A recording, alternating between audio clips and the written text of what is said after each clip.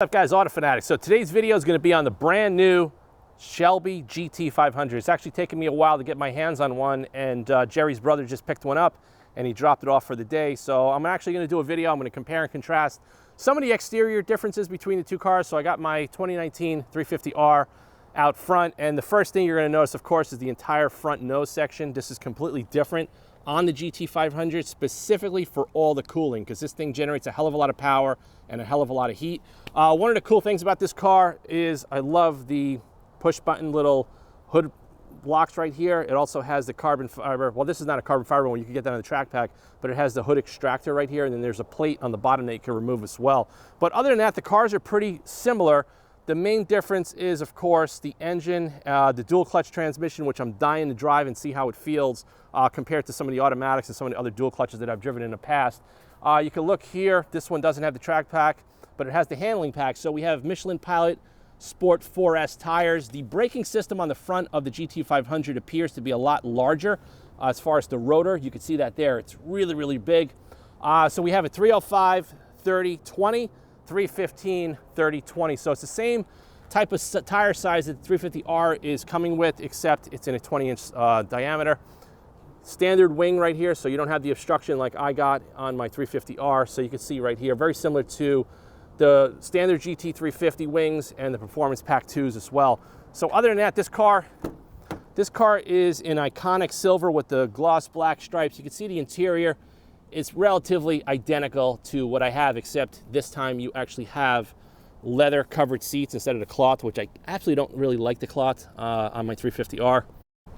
So you can see that there. So practicality, we have a child seat in the back seat. This also has fold down seats and a full interior, unlike the 350R. So the main difference that I'm dying to show you guys is, of course, we have the new gear selector here. So this is very, very different than, you know, cars that have a standard shift. The first car that I remember to have a rotary dial knob to select the gears was Jaguar. This is quite a while ago, I think, when they came out with the XF. I don't remember, but it was motorized and it used to pop out of the console and the air conditioning vents used to rotate open. It was actually pretty cool. So this actually has a selector knob where you could actually click it into position. It's a little bit different, and we're going to see how that works. Your emergency brake is, of course, electric this time around. The cool thing, too, is that this car has the LCD interactive dash cluster, which the 350R does not have. Same steering wheel as the GT350. We also have magnesium paddle shifters that are attached to the wheel. These are the same paddle shifters that come on the Ford GT supercar. Other than that, everything is the same. We got the carbon fiber on the dash. Everything on the interior is identical since, you know, 2015 with the S550 Mustang. There's really nothing different except this control panel here. We got the magnesium paddles, and we have the LCD instrumentation panel that they actually started introducing, I believe, in 2018 on the Mustang GT. So the controls are the same. We have the modes, we have the exhaust, we have traction, and then, of course, you have some different buttons here on the steering wheel. This is the snake mode. Don't know what that is, but we'll get in when we try it. This, of course, is, I don't know, your telephone, your nav, your music. So over here, we have your suspension and your steering, whereas on the GT350s, you have the button over here where you can kind of select it independently. But it's pretty much the same menu. So I'm going to get the camera strapped in. We're going to put a camera on the outside, camera on the inside. We're going to go for a drive, and I'm going to give you guys my opinions as far as what I feel of the GT500, because this car is several hundred pounds heavier than my 350R, and it also has over 200 horsepower more. So we're gonna get the camera strapped in right now. We're gonna go for a drive. All right, here we go, firing it up. And you can see that's the LCD gauge cluster, which I actually really, really like. I actually wish my 350R had it, but the 350R is really a 100% stripped down track oriented car, and it's also several hundred pounds lighter than this car, even though this car has a hell of a lot more horsepower. But this is definitely a little weird. Okay, so we got the backup camera, so we're gonna get this thing on the road, and we'll talk some more about it as soon as I get some miles on it. But the one thing that I really, really like is with this dual clutch, you feel the slippage. Hear that? It's like legit. I love that. It reminds me of the, you know, the old BMW SMGs and you know, some of the earlier versions of DCT from, like, you know, BMW and the PDK from Porsche. Those are much more refined, but this has that slippage, and I just think that adds character to having this type of a car. Because if it was seamless like an automatic, I don't think I would like it.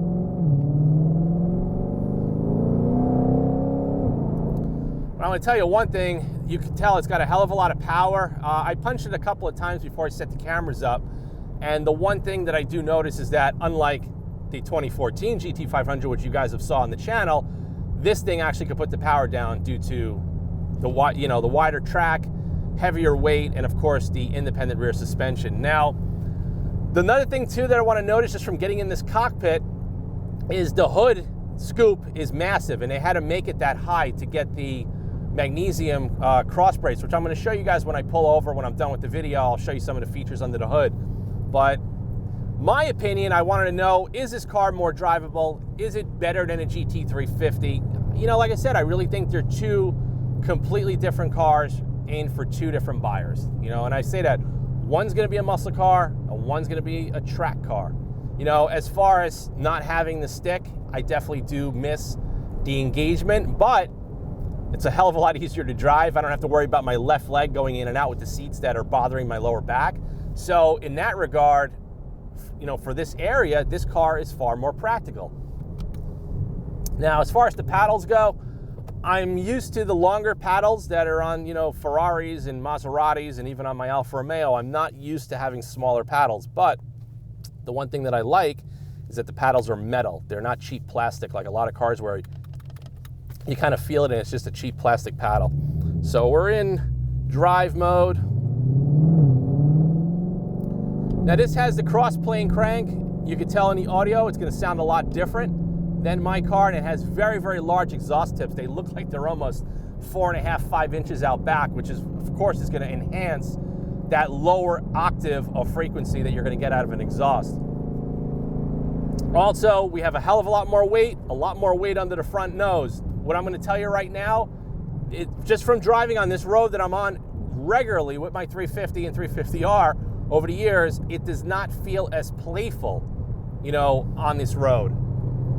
It just feels a lot heavier, similar to, you know, what you're going to feel in a Hellcat. You know, when you put it in sport mode, in the sport suspension, you tighten it up. It's a big car, it's a heavy car. A little bit of drone on the highway. We're about 70 right now.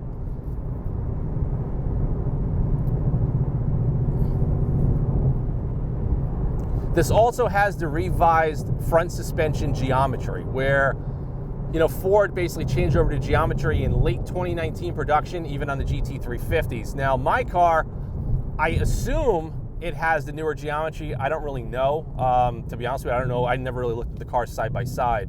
But I love the way this thing downshifts. It gives you that race car analog feel, you know, with the slippage and the downshifts, you kind of feel it. It's not seamless and smooth like the ZF 8-speed automatics that everybody's pretty much using. You know, BMW is doing it now on all the M cars, but that's definitely cool. This is a great opportunity to get behind the wheel of one. Now, we have the exhaust, which is pretty cool, the interactive display. We have track, we have quiet, we have normal, and we have sport. So we're gonna go into normal just because, no, we're gonna go into quiet. Okay, we're in quiet mode just because I'm filming the video and I wanna get the audio as best as possible. I can hear a little bit of supercharger whistle.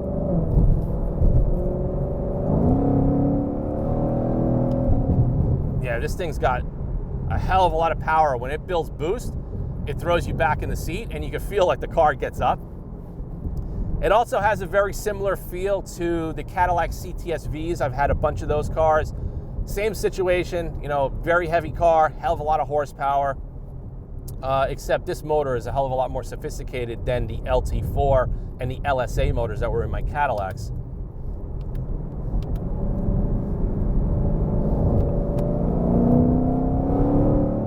Yeah, this thing pulls, my God. It's just a very different experience. You know, when you get into the 350R, you have to downshift into a lower gear, rev it out, the engine is screaming, you're fighting the steering wheel with the tram lining. It's just a very different experience. And I knew before I even drove this car today that it was gonna be completely different. It was not gonna be anything like the GT350. And it really comes down to what people want. And I know a lot of my customers and fans that watch the channel, they sold their 350s for the GT500 because it was like the newest thing and it was the hottest trend and everybody wanted to do that. And like I said, aesthetically, I absolutely love the GT500 with the carbon fiber track pack. I love the way that looks. I love the wing, the carbon fiber exposed wheels, but it's 130 grand. And I'll be honest with you, I just placed an order for the new Corvette C8 Z06. And to be honest with you, I think when we're talking 130 to 150 grand, the C8 Z06 is going to be a far better sports car. You know, and I kind of think that's just what I want. Over the years, I've had all the heavy cars with the high horsepower. And after owning the Alfa Romeo, now 3 years, which is a lighter car, you know, that car clocks in at 3,700 pounds. Well, mine does, the 2018. The 2021 that I sold was a lot heavier with all the refinements and the double pane glass and everything else that they've done. This car is over 4,000 pounds. And according to the registration on my GT350R, that clocks in at about 3,680. That's what they're pretty much rating that at. So we're on some, you know, irregular roads right here. We're not getting any tram lining. And I think that's the revised front suspension geometry. Is it better? It really depends what you want. It makes the car a little bit more livable, to be honest with you. All right, so that was an abrupt downshift. Now, the average person coming out of a Porsche or BMW is probably going to dislike that. Me, I like that. I like to feel things. I like to hear things. I want to feel resonance. I want to hear noises. I don't know. I just think it adds to why you would buy a Shelby versus why didn't you buy the Porsche GT3 or a 911. You know, they're just very different cars, and, you know, they're kind of going to give you a little bit of a different experience. But I do like the slippage of the dual clutch. I think it's cool. I definitely think it's cool. So we hit a little bit of traffic here, and we're going to get out of this in a couple of minutes. When the dual clutch in this thing upshifts, you don't feel it at all. You feel the downshifts. You don't feel the upshifts. The upshifts are like, you don't feel it at all. It's like smooth as a ZF automatic. Feels like the front has a little bit of a bump steer effect. I don't know if I'm just noticing it on this car. I don't know what the alignment specs are of this car, but it does feel, the front end does feel a little bit different. And you can see this here. I'm showing this on camera. I hope you guys can pick it up. Whereas on the 350R with the Cup 2s, you don't really get any of that. Now with the 4S, and I'm even noticing it on my 350R, you're going to get a little bit more squishiness in the play when it's on center, but it's not terrible. Look, we're in 7th gear right now. Cruising at 60 miles an hour. We're turning about 1,500 or 1,700 RPM. So this car, you could drive it all day long, and it's super comfortable, easy to drive. It's not going to fatigue you. It's not going to beat you up. And I tell you one thing, without me having the clutch in and clutch out, these Recaro seats, for me, are feeling a hell of a lot more comfortable and more practical. I just think that where the seating position is in my 350R, and plus I have physical injuries now in my entire lumbar area, every time I clutch in and out, it's just causing a severe strain based on the seating position. I mentioned that in the GT350R 2-year video, but you know, the cabin is still a little loud in here. You know, you still have a little bit of road noise coming through. It's a Mustang. I don't care how much you pay for it. They're not going to, just because you're paying, you know, a little bit more money for the GT500, they're not going to put extra sound insulation and double pane your windows and do soft touch closed doors, and they're not going to do any of that. But I tell you one thing is I tend to hold the wheel up here rather than down here, and having the paddles a little shorter than I like is just a little hard for me to get used to. See, now the downshifts, when I'm at this speed, you don't really feel that thunk. But at the lower RPM and the lower speeds, you do feel it a little bit more.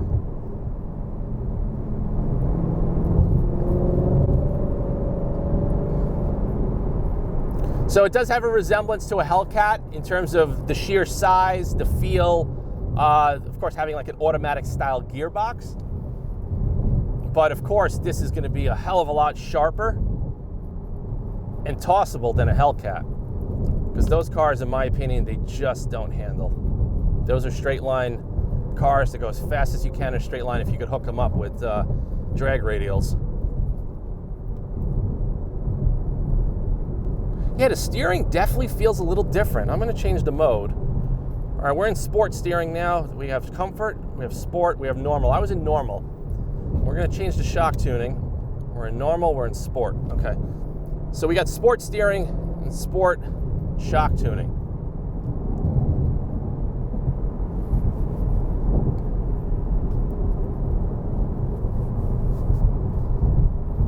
Now I will notice that in sport mode, the rear suspension feels better. It feels flatter over these bumps that I'm hitting. Whereas on a 350, it gets a little choppier. And actually, the choppiness in the 350 over the New York roads, of course, it actually could be due to the lighter weight, possibly weight distribution, and also the Cup 2 tires that come on that car, which were the worst tires I've ever owned in my life. Jesus. Yeah, this thing's got some set of balls. It's a little cold today in New York.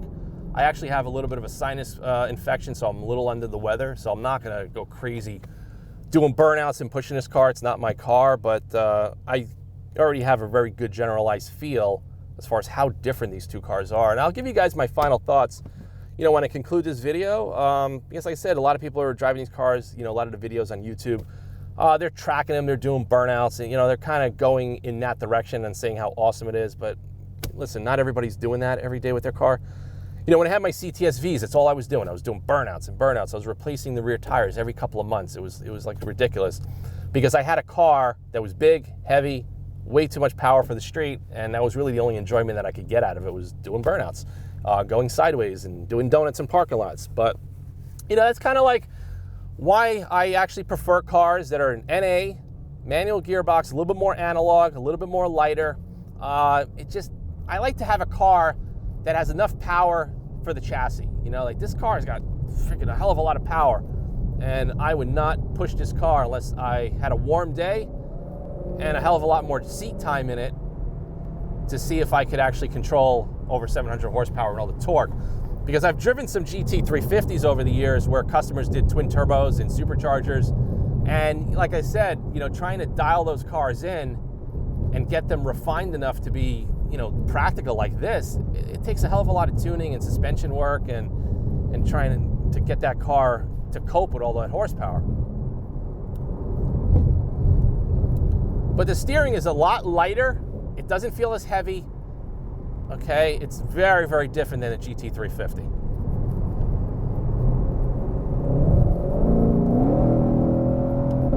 Woo! Yeah, this thing will get you in trouble real fast, let me tell you.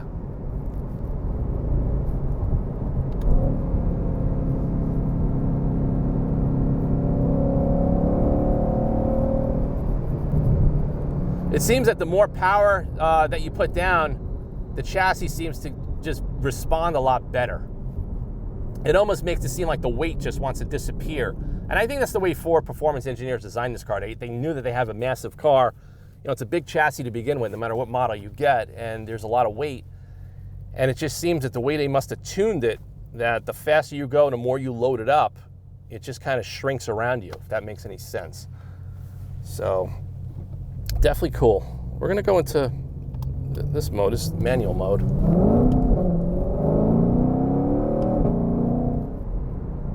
Yeah, the dual clutch is nice. This is the same dual clutch from Tremec that GM is using in the new C8 Vet. I tell you one thing, compared to the 2014 GT500, this is a hell of a lot easier to drive. That 2014 is really hard to put mid-throttle and full throttle without flying right off the road with that live axle in the back. But it's just too damn cold. Otherwise, I would have taken that car out and we would have done a video side by side. But it's kind of just a quick opportunity to get behind the wheel of this and give you guys some auto fanatic opinions. But this is definitely weird, you know, not having the shifter. You know, it's definitely weird, but it's comfortable. It really is. It feels like I'm driving in an automatic Mustang GT, just with a loud exhaust and a supercharger on it. I love the interactive LCD display. Absolutely love it. Jesus. Yeah, this car's got some set of power, my God. So I go through this little corkscrew here with the 350R all the time. And surprisingly, this car, I feel the weight, but it actually handles it really well. You know, I think it just comes down to, you know, the cars are so different. There's a huge weight differential, huge power differential. I think, you know, give me this car for a week or two and I would totally, you know, get used to it. This is my first time in the car. And it's not my car, and it's got a lot of power, and it's cold out. So I'm not gonna go drive like a maniac.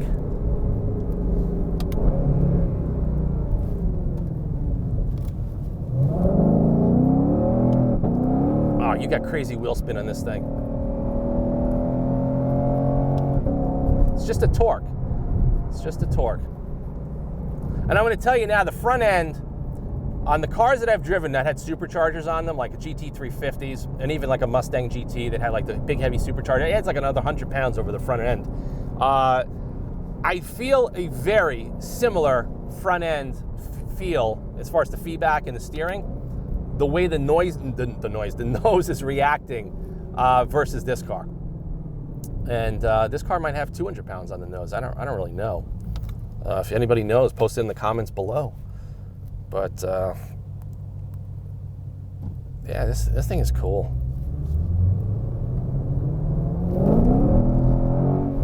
A little bit of wheel hop, not much.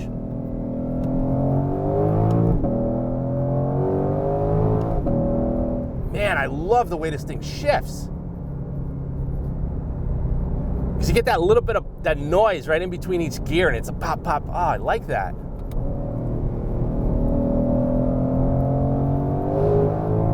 Whew, this thing is fast. Oh my God. Yeah, this thing is, wow.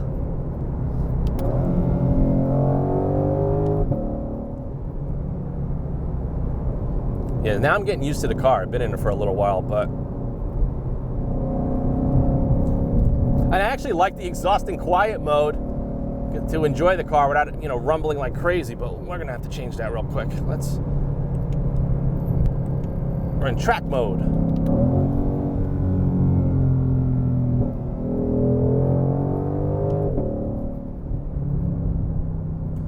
Yeah, man, the more power that you build in this car, the chassis and suspension just clamps it to the ground. It's not floaty.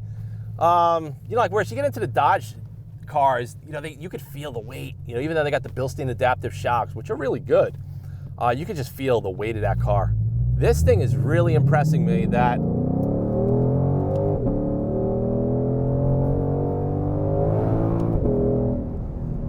Jesus.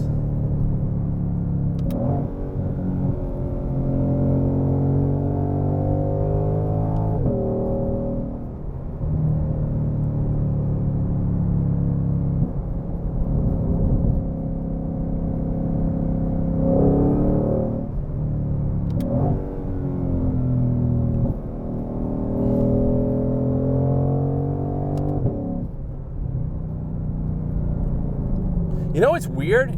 This has bigger brakes, but it's not giving me that really sharp, insane braking feel when I get on the pedal that the GT350 does. It could just be a different braking compound. It could just be a couple of 100 pounds of weight added to the car that really changes that. And I noticed that with my CTSVs, they were, you know, over 4,000 pounds and they had over 700 horsepower. Even though I did the two-piece rotors and I upgraded the pads, I never really got that braking performance, even though they had, you know, massive rotors and 6 pistons up front. I never got that feel that I get out of the GT350. I mean, the GT350, in my opinion, is one of the best braking cars I've ever driven in my life. I mean, literally, it's that good. And if you guys own them, you know as well. I mean, some of the best brakes in the industry. The way they, you know, Ford engineers, you know, designed the piston area, the pad compound, the master cylinder, the bore of the booster, all of that stuff. It's just incredible, absolutely incredible.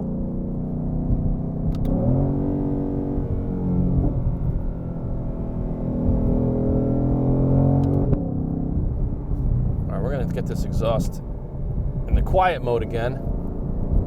So I don't want to blow out the audio in this video, but I'm gonna finish up my drive, guys, and then when I get back to the house, I'm going to give you my final thoughts on the Shelby GT500 just to wrap it up, but I kind of already know what I'm going to say. So as soon as I get out of traffic, I'll talk to you more about the video in a couple of minutes. Just finished my drive in the new GT500, and I want to give you guys some feedback because I know everybody's been asking me since this car came out, what do you think of it? So Couple of cool things that I actually noticed and what I like. I love the LCD interactive screen. Absolutely love that. This is a little awkward to get used to, but to be honest with you, it's just the nature of the beast. But the one thing that I do love in the dual clutch, I love the slippage. I love the abrupt downshifts. I just think it adds a little bit of character to this car. That's kind of what some of these cars need. Because the Dodge cars are using the ZF 8-speed, and General Motors is using the, I believe it's a 10-speed on the Camaro ZL1. So this is definitely a little bit more engaging, and I like that a lot. The shift paddles are cool. I'm just not used to having shorter shift paddles based on my Alfa Romeo, where I could shift it with my hands up here. So that's just something to get used to. This car does have the same seats that the GT350 has, but by not having the cloth seats over here, this seat is far more comfortable with the bolsters. It's not hard as a rock. You could see it. I could squeeze it. Now, whereas the cloth seats, they're hard as a rock. Like I said, it might be just done like that by design, because the leather will actually stretch. You can see that there. Whereas the cloth fabric, the way that stuff is woven, it doesn't stretch at all, and it's very, very firm. So these seats are super comfortable. The car was really easy for me to drive based on not having the shift and not having to worry about, you know, the seating position that I mentioned in my 2-year video of the GT350R. So just gonna pop the hood, and the way you pop it, you just release it in there. You push that button in, you push that button in, and then you grab the hood latch. Bingo. So you look under the hood, this thing is absolutely massive. I would hate to be the one that has to change plugs in this car anytime in the future, but something that I really love, I love these hood release pins. These are super cool, super old school. I love, it's got a nice anodized nut right here. It's really, really well made. Aluminum hood as well with a nice giant strut. But this is pretty much the heart of the beast right here. This is what everybody is raving about. And like I said, this is a completely different animal than the LT4 in the Camaro, and of course the Hellcat Dodge as well. Completely different motors, because this actually has, you know, dual overhead camshafts, with those cars have single camshafts. They're a push rod, old school engine design, so they sound different. This has a higher RPM, totally different power band, totally different torque delivery.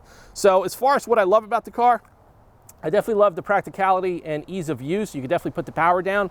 Unlike the S197, which you guys saw it on the channel, the 2014, that car is very, very hard to put the power down just with the live axle. I actually think that's fun. It reminds me of a vintage muscle car that is fully modified.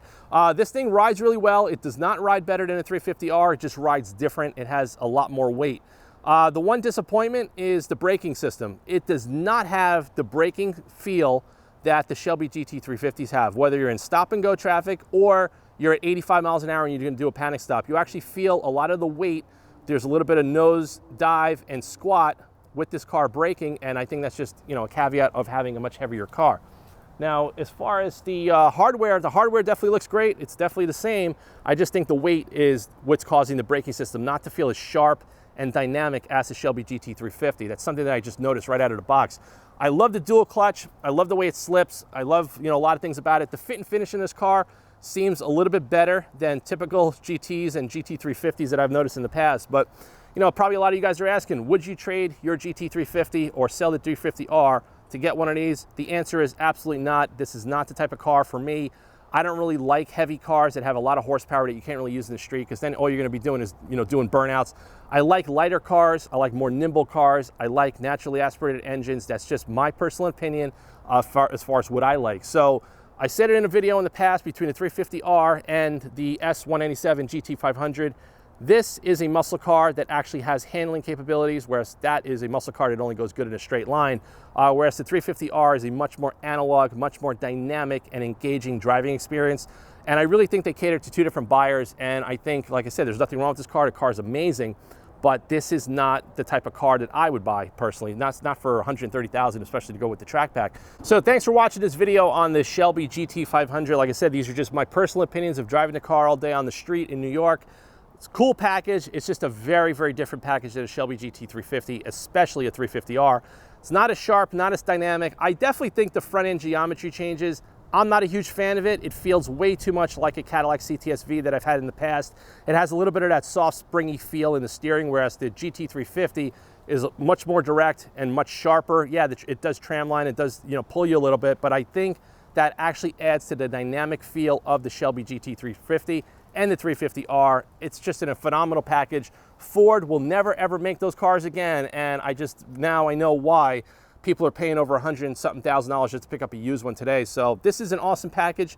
Like I said, I don't think they're going to be making these things too much longer as well, but if you guys are looking for a badass muscle car, you're a Ford fan, you want something a little bit more sophisticated and a little bit more tech than a Dodge, or you don't love the Camaro, this is the muscle car of choice because it actually will handle, it has the magnetic ride control, it has a very, very composed chassis, and I noticed the more you drive it, the more speed you give on it, the chassis actually clamps down to the ground and it feels much more secure, much more dynamic than any of the products from Mopar. I personally feel in this category, the Camaro ZL1 and 1LE blows it away. I just think the Alpha chassis is far superior than the Mustang S550 chassis, no matter what modifications Ford Performance could do.